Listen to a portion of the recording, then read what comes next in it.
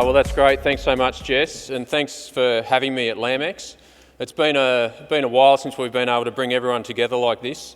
It's a great opportunity for me, coming into the role of Managing Director, to talk about where we're going as an industry and how MLA connects with supporting the industry to get to the next level. I quite like the title of the talk, Innovate or Stagnate. One of the first jobs that I've been given coming into the role is to lead the development of MLA's next 5-year strategic plan. That's a really important journey for us because that gets us through to 2030. I always thought 2030 was way off in the future, and yet we're standing here today shaping the direction of our industry for the next 5 years. We've got a little bit of time to do that, but I want to make sure that we're running a process that has broad and deep engagement, particularly with our production sector and connecting with the supply chain as we go forward. So I think it's really important to consider the starting point. We have a tremendous industry, and the sheep industry has gone from strength to strength. When you look at the proportion of our product that is now exported, about 65% of our lamb, 99% of our mutton goes offshore. So market access and market diversity is key. And we've seen big growth throughout Asia. We have our largest export market in the US, and big opportunities in the Northern Hemisphere and throughout Southeast Asia. Our domestic market is still our largest and most valuable market, and we shouldn't forget that. So we need to get the balance right when we're thinking about those market opportunities, but equally how we explore expanding our ongoing and improving our market access. One of those big opportunities is in the UK. Australia's access to Europe has been disproportionately low. But when the UK exited the EU, there was an opportunity to do a deal that really delivered a great result for the red meat industry. You can see that in year one for the sheep industry, 25,000 tonnes of access, it doubled overnight.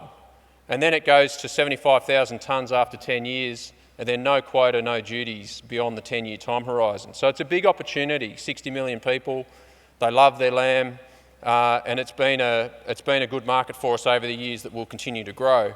And it highlights those opportunities when we reduce those economic barriers to trade. It opens up new market opportunities where we can create and capture value. Domestically, we have a strong focus around how we engage with our consumers through various campaigns, and one of the most prominent campaigns is around our summer lamb, and the Australia Day ad always gets a lot of attention, but there's a lot more depth behind a marketing campaign than just the ad itself. But the advertising has got tremendous traction, and this year's campaign continued. Like every year, we hear about the connection of our lamb campaign every year, and it continues to grow. And last year went to another level, which is tremendous. But sitting behind that are a lot of measures around how we engage with the supply chain, how we support independent butchers, our retailers and food service sectors that all sit behind that front end of the advertising in the campaign. We're also doing a lot more product development. And that product development, so the pizza example is a really interesting one. There's 244 million pizzas eaten in Australia a year. And lamb wasn't heavily featured in that offering. So our business development team, and I think you heard from Sam Burke last night, worked with Domino's to develop up a product that could to develop these lamb pizzas and other lamb products in Domino's. And through this promotional period, there were 500,000 pizzas sold that had lamb in that campaign. Also looking at how do you get lamb. So lamb's traditionally been used as a centre of plate product in Australia, the traditional lamb roast, the lamb cutlets, and the way we engage with that product is at centre of plate. We haven't seen lamb as strong in quick service restaurants, and we're trying to address that, and working with stadiums like the MCG gets that product into a mix that's been dominated by beef and our competitor white meat products, and how do we make lamb really convenient. So the MCG and the long paddock through the AFL season has been one of those initiatives. And you think about what that means from attendees with tens of thousands of people going to watch the footy and being able to have a lamb burger, a lamb kebab or whatever the product they engage with. But other stadiums are looking at these, and it gets traction with those conversations with the big catering companies that is meaningful uplift in the amount of lamb product being used in quick service restaurants. We're also doing a lot of product development, and you think about the deli case when you walk up, and it's dominated by ham and other small goods products.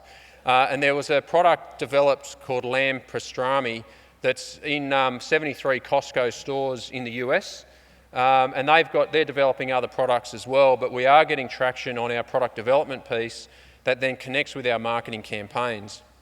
The marketing campaigns aren't just about the summer period. I think that's a very prominent one, but we have campaigns across all of the seasons coming out of the winter period. The spring lamb campaign's in development, and the summer campaign is well advanced as well. So we're trying to make sure that lamb is part of the repertoire all year round, just not on a season by season basis. But where do we go next as an industry? And to me, I've been trying to think about how we frame up the context around our strategy, because we're not starting from scratch. We operate under the meat industry strategic plan called Red Meat 2030. And so the industry took a 10-year time horizon to set the strategy, and the assumptions that were made when we developed that plan back in 2018 and 19 to where we are now in 2024, things have changed a bit, it's fair to say. I don't think anyone predicted a pandemic, a global pandemic that we saw. That changed the way consumers globally engaged with our product. We've also seen big changes in cost of living pressures, increasing interest rates around the world, but equally our market access continues to improve. The demand outlook for protein is very strong. The growing middle class in Asia and developing countries continues to grow.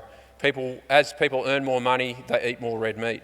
So the global outlook is very strong. Our dollar's been behaving itself for a fair amount of time. And so the operating context is very, very positive. I think we should be really ambitious about what we implement through our next 5-year plan. When we look at the consumer and our customers and the insights that we get from our international markets and domestically, I think about how do brand specifications need to evolve? How does our processing sector deliver that product into those markets to create and capture more value and target those not only within the country but those different channels to the customers that are willing to value our product at a higher level? And how do those brand specifications then signal the right type of production?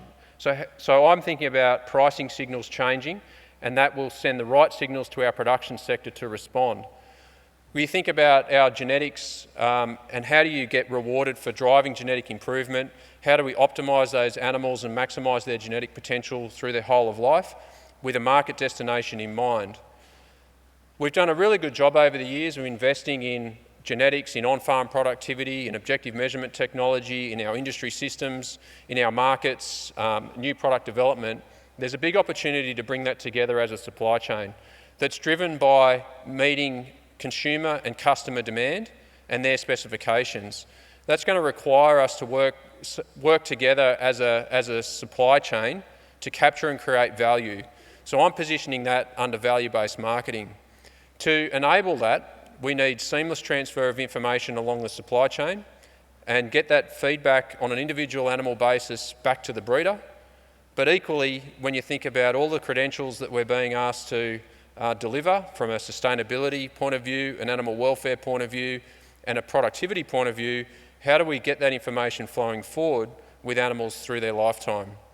So I think and that sounds pretty ambitious, but at the same time, I think it gives us a pretty good framework to work within for how we shape our industry going forward, and ultimately how we create and capture value and deliver impact on the investment that we make, but not only the investments we make, but the investments that you make on a commercial basis. And we can only do that if we work together.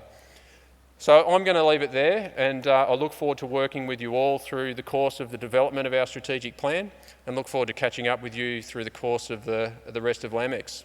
Thank you very much.